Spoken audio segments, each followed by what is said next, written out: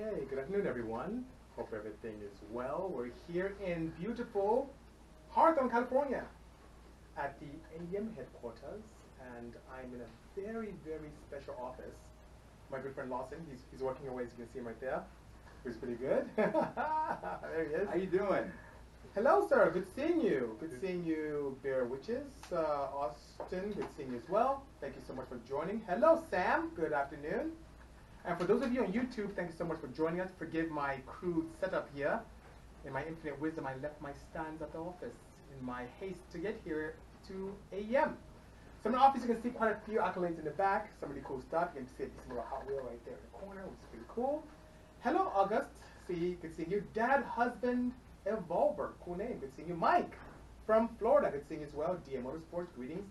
What's up, YZTO? Kevin. I'm at your favorite place. Ari, we miss you out here. Good seeing you. Good afternoon. What's up, Ross? Nothing special, just here at AEM headquarters. And as you guys know, AEM is my go-to place for everything electronic-based and more.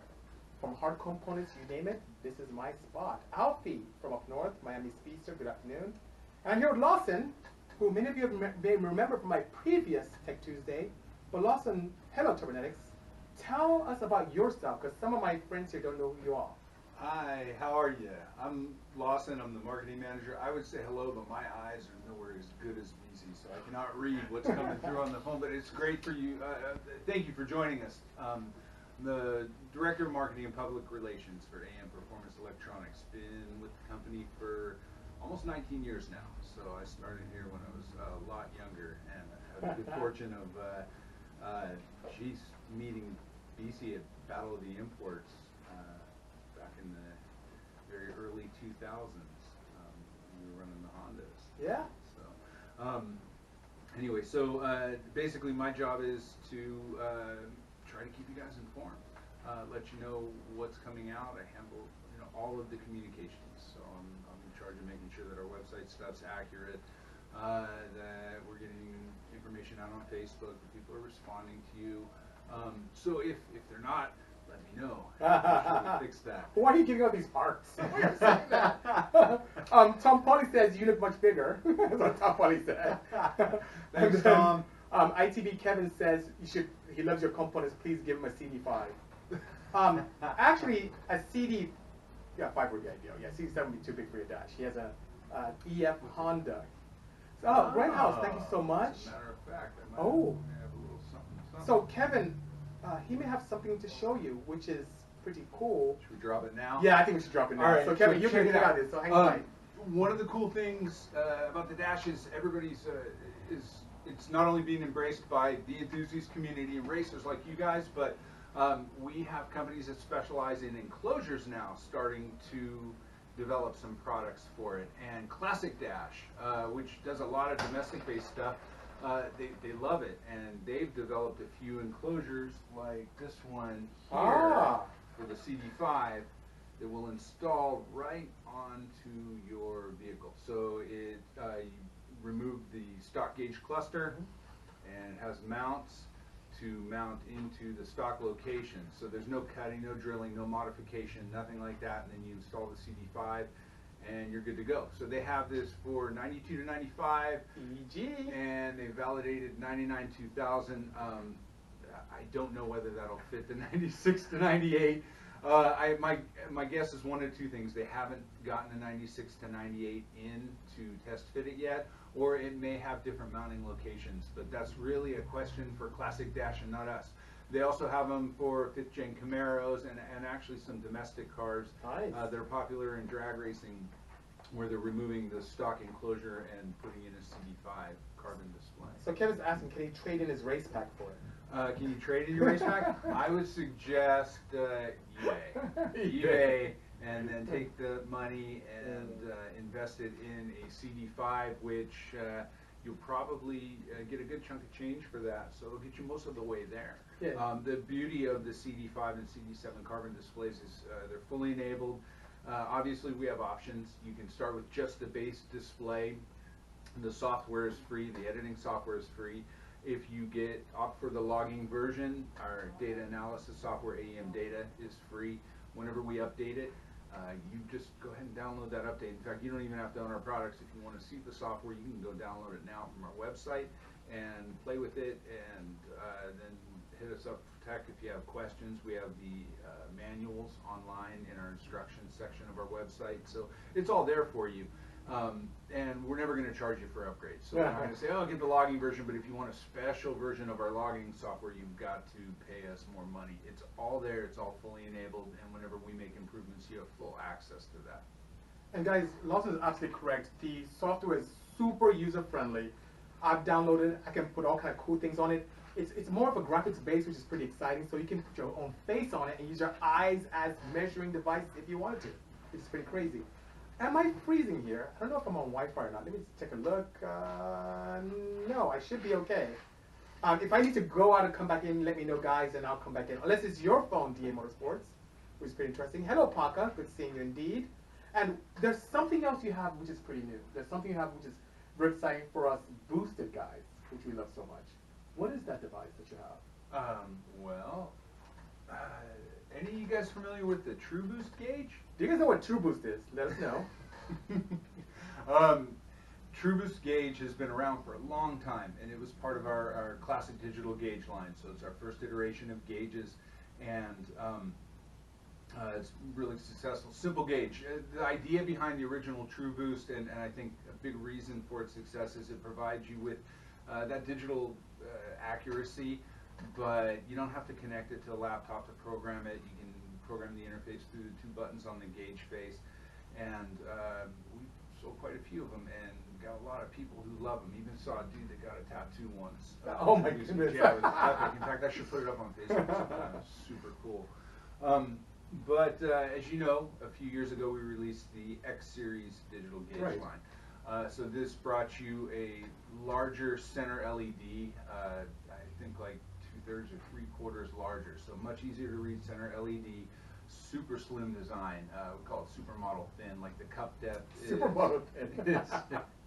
Put on a strict diet. There you go. Cup depth is less than 1/4 of an inch, so that makes it, now if you want to mount it in a location where you don't have a lot of space behind it, you don't have that problem with the X Series. So super guys love it, because if you, I know you've been behind the old 93, 98 Supras, if you're behind any part of those dashboards, they don't give you a whole lot of room to play. So there's a lot of other instances like that.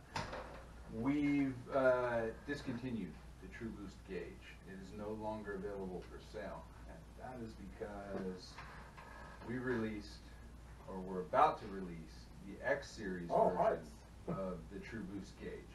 So as you can see, I've got this set up for a rig. We have not, I'm literally photographing this tomorrow. You're getting a full exclusive on Tech Tuesday with Bisimoto.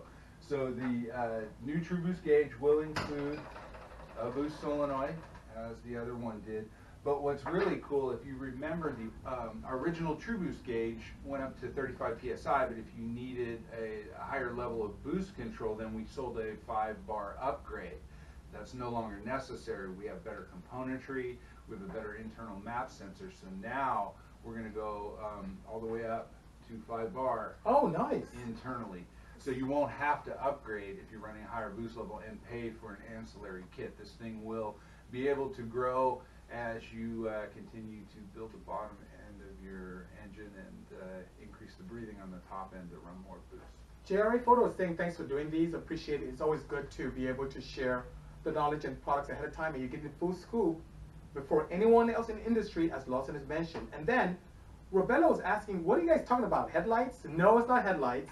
This is a very elegant solution for boost control. So instead of using something rubbish that's mechanical, or instead of investing in a full standalone if you don't have one already, this allows you to have all the benefits of full digital boost control and a gauge to boot as well. Yes, connected to your boost source, control it with the electronic solenoid, and no laptop needed for programming. No laptop so needed. While I don't have the resources to power this up right now, you literally program the gauge using the 2 buttons on the interface. So you'll be able to set your boost levels, set scramble boost levels, all of the... Scramble boost? Yeah. Oh, we like that. Yeah. It comes complete, so you don't have to worry about it. It's not just a boost gauge, it's more than a boost gauge, it's a controller as well. It's a full controller. Yes, it's comprehensive, comes with a solenoid as well, which is fantastic. Mm-hmm. You don't have to buy any extra parts, and you don't need a laptop to control it or to program, which is pretty cool. Exactly. I know, very funny, JZM Bunny. Thank you so much. Sam from Rocksport, good seeing you as well.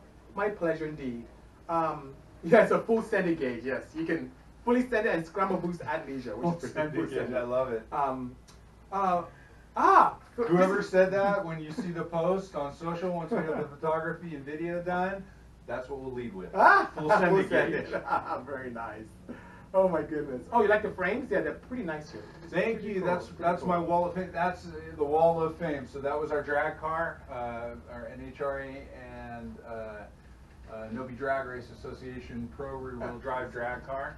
And then over here behind me, or behind BC, you can see kind of my wall of fame is some of the guys we work with, and one of my oldest, when he was 5, I think, drew that little race car out there. That's cool.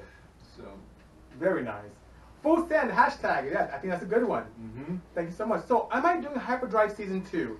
It depends on the production company. So, I don't know if you know this. We're part of a show on Netflix with Charlize Theron. She was the producer. Cool. We had a good time with that as well, and yeah, it was fun. So season 2 we don't know, but season 3 of Fastest Car, we have the Wago van that was actually built for that. So that should be pretty exciting, you know. Nice. Make drag racing great again. Amen. That's what we do here at AEM. Absolutely, absolutely. What do I think about the Audi 90 Quattro IMSA GT? I think it's really sick. I love those boxy angular lines of that. It's really interesting nowadays in motorsports that we're seeing a full resurgence of everything classic, but infused with modern technology. So that's what we typically do at Bisimoto, and as of course you guys know my components of choice. From a lubricants perspective, you know what I use, and from electronics, AEM is my choice indeed. So that's really good. Tom Polly said he met BC at Carlsbad in a CRX. I think he thinks I was 16. No, I was actually 18 at the time. I was a couple of years older than that. Hello to John Romero, is what Relentless Racing says. I don't know if John's upstairs. John is upstairs. He's upstairs. Yeah, in his dungeon. He's got him locked up. We'll let him out for lunch in a little while. No, I will pass that on. Absolutely. Best starter Honda to turbo. I like S2Ks. I like S2000s. What do you think is the best Honda to boost from factory? He said any of them. Oh, good. I'm on this whole rear-wheel drive kick, so I would say S2K. You can't go wrong with that. Let's say RSX is really, really easy because you already have the K-Series engine. It's fairly cost-effective. But above and beyond that, your suspension limited. So yeah, swap you're right, car is you're the way right, to go. You're so right. Second gen Integra with a K-Series swap. 96 and 98 Civic great. swap. Actually, now you're starting to see guys with S2000 chassis with K24s in. Imagine that. Well, because the engines are, the ones that are limited production. That's true. You only have so many. That's very true. Starting to see some really cool stuff. But Tom Polly said bingo, Lawson. So yeah, a lot of good stuff. And then if you look in the drag racing scene, I mean, it is actually, drag racing is becoming great again in the community. It is. The East Coast guys have broken some records and are going super, super fast. And now the West Coast guys want a piece of that action. So we're starting to see some guys in South County, California, and even in Baja, California, developing some cars where they're trying to get them quick enough and fast enough to go to World Cup and show them what the West Coast has. So I'm excited about that because, again, back in the day, I wrote for Turbo Magazine when everything was blowing up, before Fast and the Furious. Turbo Magazine, he's right. Turbo, yeah. And so I was fortunate enough to watch records fall and watch the, watch that rivalry develop and build between the East Coast and the West Coast and some of the teams in Texas. So I'm really hoping a lot of that starts to come back, and I think it is. I think so as well. And what they're doing with the cars is amazing. I mean, you got full chassis, but tubed front wheel drive cars. 790 is going better than. And even the all-wheel drive stuff now is getting out of control. Drive stuff it's out of control. All-wheel drive stuff is digging deep. Yeah. And all motor cars. Of course. All motor cars. I mean, you think about the first, Dave Shee running a 10. Understood. And now David Shee, he's going way back with his David CRX. That's going way back. Remember that? The Silver Bullet. Silver Bullet. Yeah, I see my Dynamic Autosport quite a bit. I don't know if they're still around. Anyway, you have some questions here though. Oh yeah, go ahead. First, Uwe Parse is asking, what's your name again? Lawson. Lawson Mollica. Is it Mollica or Mollica? It depends on where you're at. Okay. In California, it's Mollica. Right. In the old country, it's Mollica. Mollica, I like that. And JZMX8 Bunny's asking, I was told you can trade in old AEM ECUs to upgrade. Is that true? We had a program where we were accepting basically we were accepting old Series 1 ECUs Right. because we could no longer support them. A few years ago, like any software, Windows and anything, there comes a point of obsolescence. And really with the Series 1, the biggest challenge we had was we couldn't we didn't have the resources to get the parts to repair them anymore. So at that time, we ceased all support of them, and what we were offering was basically offering an incentive where you send it in and you get some money off on an Infinity ECU. I'd really have to check with our customer service department, but if you're interested in seeing that, we're a pretty friendly group around here. What I would do is contact sales at aempower.com. Sales at AEM Power. Yeah, or even marketing at aempower.com with your question and what ECU you have, and we can run that up to channel to our director of customer service, and I'm sure we can work something out for you. See, isn't that nice? A company of this magnitude, to go out their way to do that for all of you, the enthusiasts, is amazing. You don't see that kind of enthusiasm or dedication anymore in autosports at all. So thank you so much, Lawson, for that. Appreciate that indeed. Pleasure. Thank you guys. We appreciate your support, and we appreciate that you trust our products that you build. Gwen House is asking, bring anything exciting to SEMA this year? Yes, SEMA this year. Lawson knows, and I like to keep wraps on things and launch and bust at SEMA, but we have 5 crazy projects going on this year. I would say all import. I can say that. I can say he knows what they are. 3 are German, 2 are Asian. I can say that. That's all I can say. But by all means, you want to make your way to the AEM induction booth this year to see one of our cars. You want to go to Dynapack and see another car, the Toyota Tripass, see another car. And then Hyundai, you may see a couple cars there as well. So we're pretty excited about what this year has in store for us, you know? Relentless Racing is asking, I've been thinking about forced induction for my S2000. Mm-hmm. What are the concerns for road racing a turbo S2000? Now, my thoughts are heat. Because of how the exhaust system has been routed for the turbo system, there's a lot of heat rejection into the compartment, which you can do some clever heat management. The fuse box is right next to the exhaust manifold, and so is the battery. So some clever relocation. I'm almost partial to supercharging when it comes to that, because you don't have to worry about that heat rejection to compartment. Heat is the only concern. Apart from that, I have no concerns at all. I don't know what your thoughts are if you have any. No, I agree with you. The biggest concern is going to be heat. So you're going to need to consider relocating some stuff. As some of the guys early on learned when they went to forced induction. Of course, melting fuse boxes and they were really surprised. Yeah. They get the level of boost, the engine control of the stock compression. Of course. But they didn't account for the heat, so they started melting. Aha, that's correct. When's BC going to hit the 1320? Waiting forever over here. Really, Jeremiah, I know you. Well, I've been testing in Irwindale quite a bit. How's that? We're supposed to even test this coming Thursday, as Kevin can attest to, but I have a big event with Race Service, which is one of our friends out in LA. So I'm going to have to wait till next Thursday, but I'm testing quite a bit.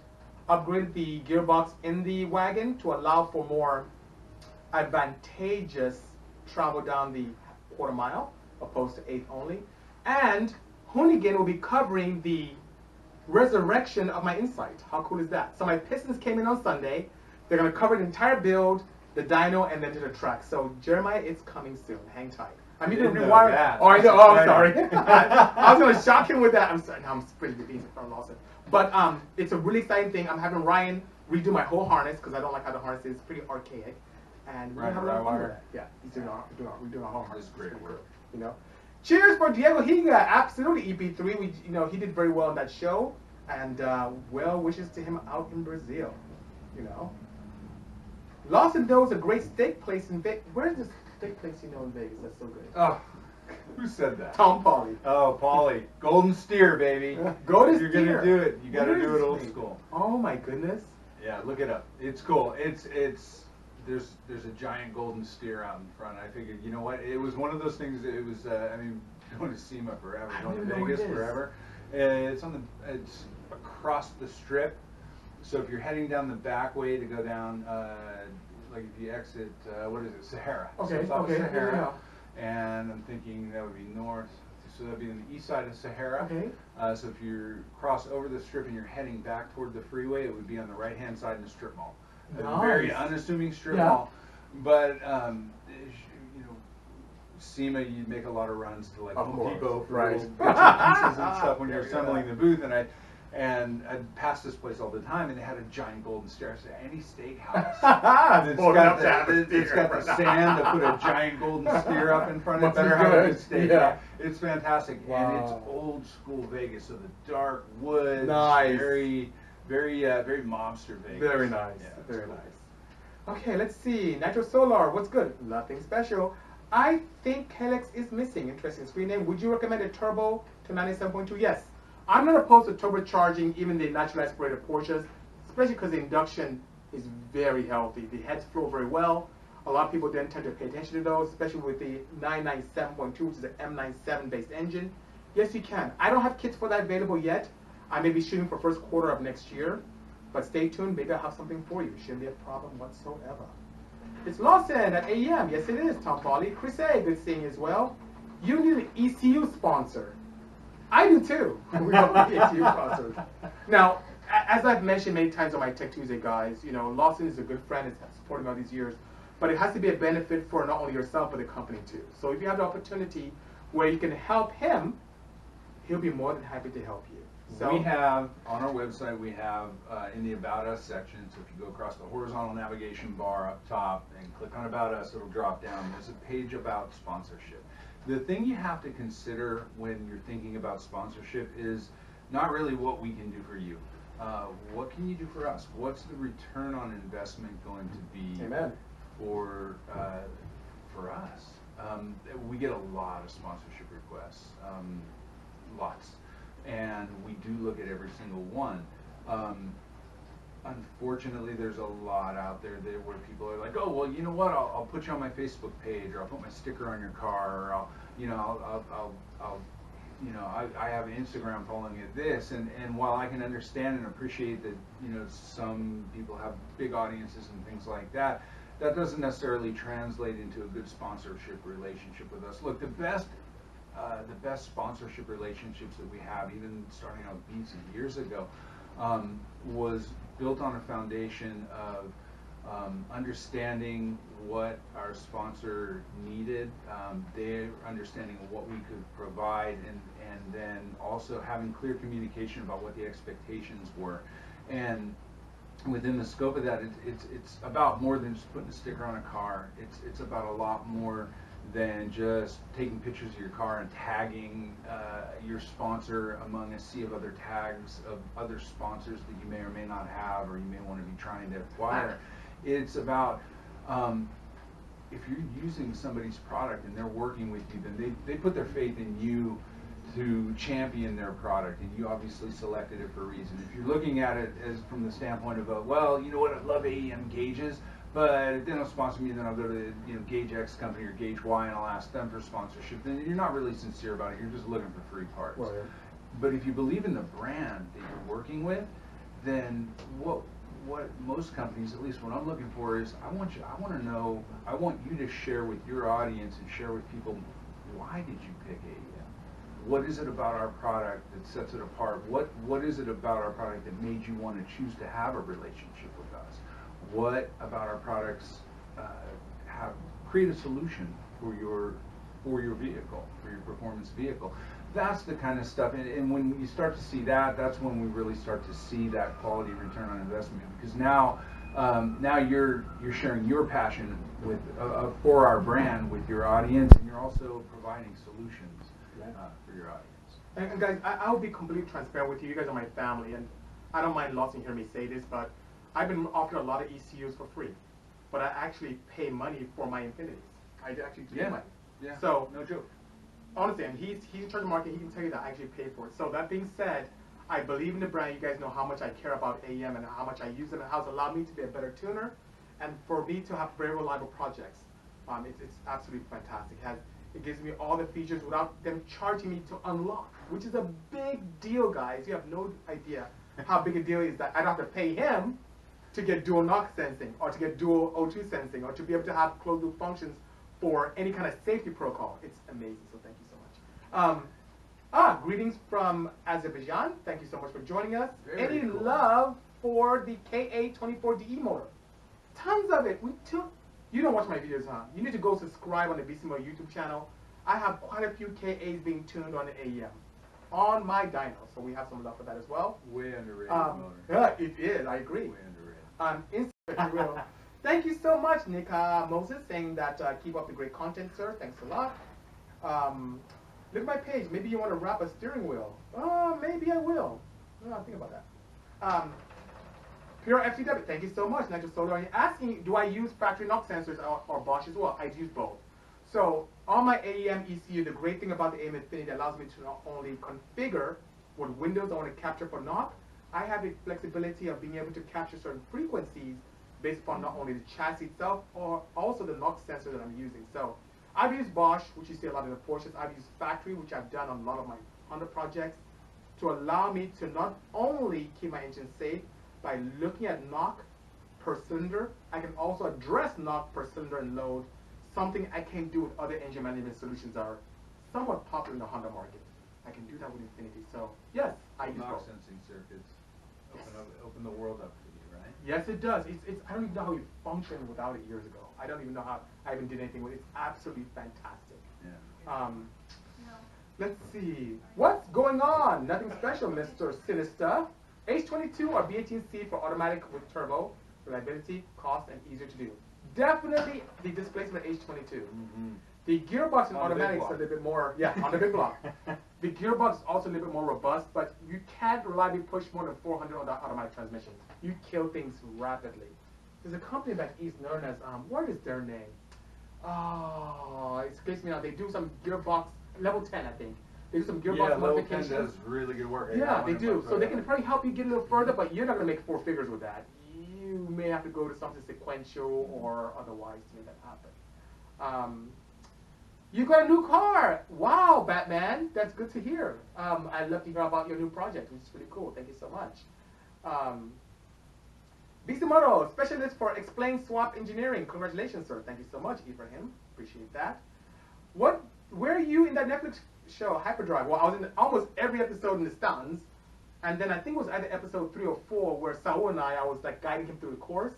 By the way, when we got to that show, we had no idea what kind of racing was. They didn't tell any of us. We thought, oh, it's a drag race. We got this with our LS boosted setup. And there's a bunch of drifting stuff. Well, anyway, but we had a good time filming. It was one of the most fun shows that I ever participated in, and I made friendships that'll last me my entire life, which is pretty exciting.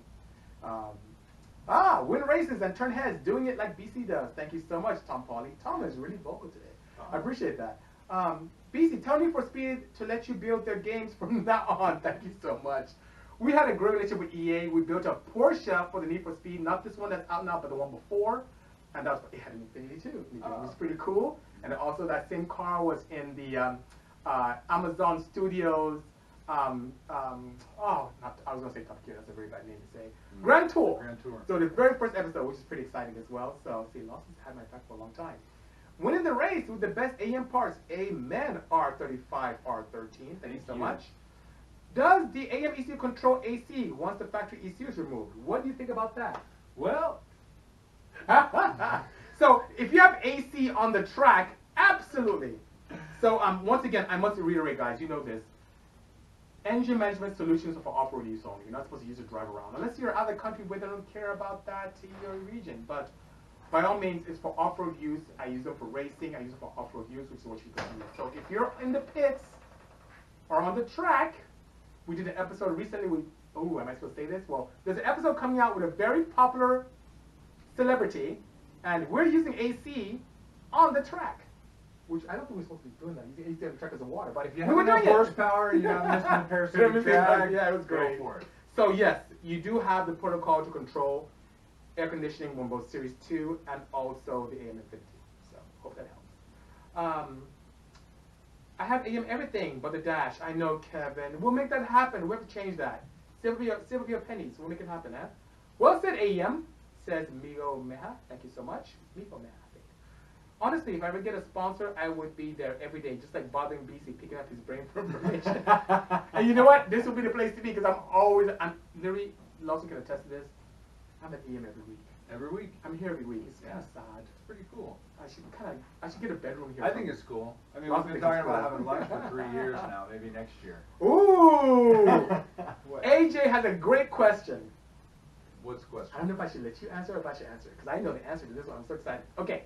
What is it? AJ's asking, Lawson or BC, please explain, how can I add a fuel gauge and get data logging in my CD7? Add a fuel gauge and get data logging? Yes, on a CD7. Well, there's a couple of ways, actually. The easiest path is 6-channel CAN sensor module. Yes. It has the mechanism built into it. So yeah, that's going to be the easiest way. We make a 6-channel CAN sensor module, super affordable. It's already configured for fuel level. We also have that in our 22-channel CAN sensor module too, but that's if you're adding a lot more channels. So, you know, the 6-channel is great because if you've already got a standalone, but you just want to add fuel and you want to add a couple extra channels, you get the benefit of adding two additional pressure and temp channels with the fuel level on the 6-channel module, and it's super affordable, makes it really, really easy. That is exactly what I was going to say. And I've done that to my wagon. And AJ, I don't know if you remember that CRX that came in, that office turbocharged one. We did that as well to his. It's pretty cost effective. What I should really do is do a video on that. I should do a video on how simple this thing is.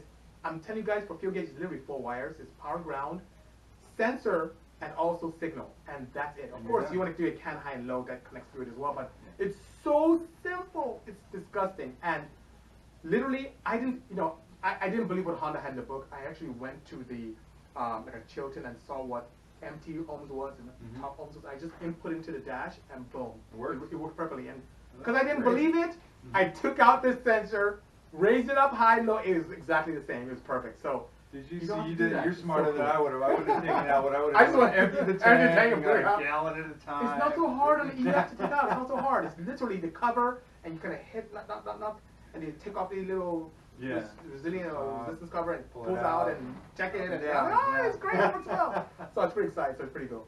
Vodka is saying, let's build another van. A 2019 ST all-wheel drive Sienna could use some BC love. You know what? You're right. But you know what's sad? That'd be very cool. I don't have a relationship with Toyota. But you never know tomorrow. So if that happens, I'll be more than happy to do that. You know what's weird that you said that? We are in talks with Mark Wahlberg's company, his production company. So they're trying to do something with us, which is pretty exciting. And Mark said to us his favorite car is a Toyota Sienna, which is weird. So you'll love to see a performance Toyota Sienna, so maybe we'll make it happen. Who knows? Stay tuned. You can make a Sienna for Marky Make Mark. a Sienna for Marky Mark. Dude, I love and then it. the Funky Bunch. We all can get inside of it. Okay. Have you ever seen a photo of the Hondura? It's a 3rd-gen Civic, Group B inspired build, rear-wheel drive converted, with a mid-engine mounted Acura CL. No, I haven't. No. Send me a link on that one. Check it out. I love cool things like that. I'll send it to Lawson as well. We'll take a look and see what's going on, you know? What about sequential gearbox for Subarus? Exists. There are a couple of companies that make it. If you have a hard time, let us know, and I'll send you their way. When can I see you back on the Smoking Tire podcast? Either of you. I've never been. Matt's never invited. Let me know. So I'll take him with me. If you guys want, let me know, and I'll put it as a question.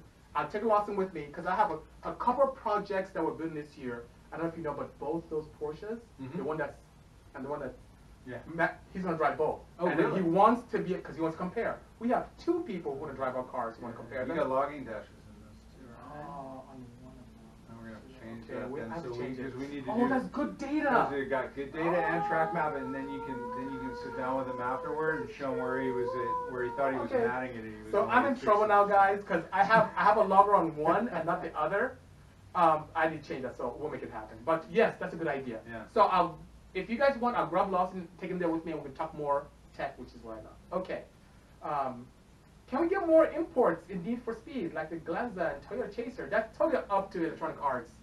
I can talk to, because I know the CEO, but it's totally up to what you want. So they're not opposed to getting feedback from you, so let them know. Okay, twin turbo, a turbo RCF. Yeah, you can. It's tight in that engine bay. We had Lexus send us an RCF a month and a half ago. That engine bay is tight, but I'm sure it's possible with a log manifold. Hello, Falcon Lover. Good seeing you. I love AC when I'm sitting in the pits and warming up. That's a great idea. A good way of warming up your engine is to create that load with air conditioning. Amen. And power steering. You turn power steering and get it warm. Okay. Is stock knuckle location optimal for B series? If adding a boss sensor? Yes, Nitro. It's okay. You can do that. The important thing for me, what I've seen is windows. Defining those windows. That from 0 to 50 degrees for each cylinder, so you get accurate direction to which cylinder is misbehaving. So the ECU, AEM Infinity in this case, will add fuel and retard timing appropriately to keep you safe. And when done right, it's not a big power penalty, which is pretty good. Kevin even answered the question. Thank you, Kevin, for answering the question for me. Searching the BC store now. Thank you so much. Thank you so much. Can you work on my 14 Explorer Sport? If you're willing to wait for 2 years, yes. We're slammed for next 2 years, by all means. I love unique projects. Bring him with. Okay. Thank you. I will bring him with me. No problem. Hold him to it. Yes. See, you can upgrade your Porsche Dash and give me your old one. Okay, my Porsche has a CD7. That's too big for an EF, but I bet you'll make it fit. BC Demand, thank you so much. We have something that'll make it fit. Can I show him? Sure. He said, you have right. something that make it fit? Kind of. Oh, okay. Kind of. Okay, so check it He out. has a solution for you, Kevin. Sort of, yeah. Okay. So, especially if you're roll bar mounted, or Right. if you're going to take the entire enclosure out, Okay. and you don't want to make a custom enclosure, Right. we made these cool little brackets. They're RAM mount adapter brackets. I know you guys know what RAM mounts are. Yeah. So, let me see, CD5. Oh, nice. CD7. We include the bracket, the mounting hardware, and its actual RAM mounts ball that we supply in our kit. Nice. And then you go by Check your around. arm, Yeah. and it connects in here. Let me squeeze this down so it doesn't fall out. And oops, I caught my shirt. Hello, And then- Bobby Lee from Indonesia. Thanks for joining. So, and now we have the arm, and then we have in-house 2 options for this. So we have the roll bar mounted bracket, and this was about, I think, $40 from RAM mounts. And then we also have the suction cup one, so we can stick it to a windshield. And I think we did a video on that too, for like the ultimate setup with OBD2, with GPS and a logging dash and a RAM mounts bracket, so you can install a dash for like track day applications. Perfect, right? Yes. You want to go in, you can set everything up, you can get your lap timing, your predictive lap timing, set your track maps, have your data, be able to set alarms on your critical channels, and have your shift lights and everything else that you need. But at the end of the day, if you're going to drive the car back home, you just take it all out, put it in your race bag, and go home, and then download your stuff and see how you did. So this is a great solution because, again, you can get like steering column mounts for the RAM mount adapter, or even just adjust this down and across, and then very cool, like mount it to your steering column like that. I wish I had a dash on this right now. Well, already, Relentless Racing said he wants one. So I have to pick one up for you. So we still the CAN gear and that mount. There you go. That's available now. Yeah, these are out. Okay. Yeah, these are out. But then you get the arms and hardware stuff from RAM mounts. Yeah. Which is really super easy. I got Sounds mine on good. Very nice. You got his on Amazon. CD7 fits in CRX, says Rothfab. Thank you so much, Sam. I didn't know that. I put mine in the factory aperture, but this is a perfect solution. Yeah. Perfect solution indeed. Thank you, Benjamin, for joining. He said thank you so much for explaining this to us. Appreciate that indeed. No problem. What size is the ball on the mount? Oh, it's the little one. I think we have it on our website, but it's the 1 and 3. I don't want to say because I don't remember what the exact sizes are, but I know they have a large one and a small one. This one's the smaller one. Okay, the smaller one. Yeah. What do you think about a Boxer 987? Awesome. You know Porsche Iran. All the way from Iran. Thanks for joining. Wow. I am in love with Porsche mid-engine cars. They handle amazingly well. Underpowered from factory by design because it was spank a 911 if you get the same power. So my own personal race cars for the Porsches are typically mid-engine, so I love it. It's a great, great chassis, and the 987 has the M97 engine, which is I would say, a more refined version of M96 and much more reliable. So that's the very good setup to get and very, very tunable. Hello, SB Machine Shop. Good seeing you. I need to do this at your facility very soon. So let's talk. Let's talk. Hello, Moto Big Elmer. Good seeing you, sir. Thanks so much, and thanks for the drink at the last event in Irwindale. Appreciate that. You're out there when we're racing, which is pretty cool. Angelus91, thank you so much. When are you coming out with a all-in-one? Ooh, that's a good question. What is it? When are you guys coming out with an all-in-one display and EC unit? All-in-one. He's laughing. I don't know if that's a good laugh or a bad laugh, but he's laughing.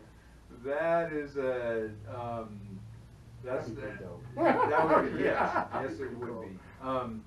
Yeah, we've taken a look at it. It's honestly it's nothing on the R&D table right now. Okay. You know, I know like Fuel Tech makes that, but Fuel Tech also tends to do a lot of pro mod stuff. And what we tend to see a lot of the time is a Fuel Tech down where the crew chief connects. So I think for our guys it would probably be pretty cool. But there's a lot of work that goes into that. So for now, we're just going to have to connect it via that 2-wire CAN connection and take your Infinity data and push it over to the dash. Sounds good. Oh, thank you so much. Best to know. Hello, Kuya Matchu. Yes, SB, I'll come by soon. Let's plan that out very properly. So, guys, you know, it's been a slice of heaven. Thank you so much for really joining me on this wonderful Tech Tuesday. Lawson, thank you so much for being kind to my family all around the world. And once again, if you want to reach him, he mentioned the website. He also mentioned his direct email. You can reach him. I think it was marketing@AEM Power.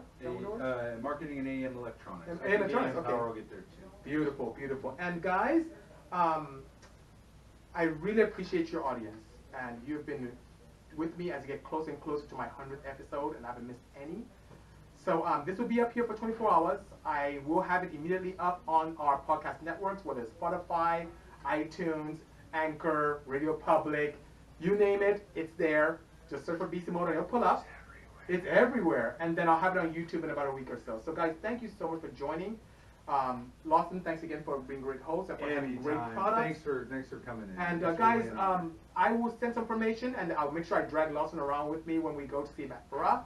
And oh, I just heard some news that my friends from PurOl also have their end of summer sponsorship.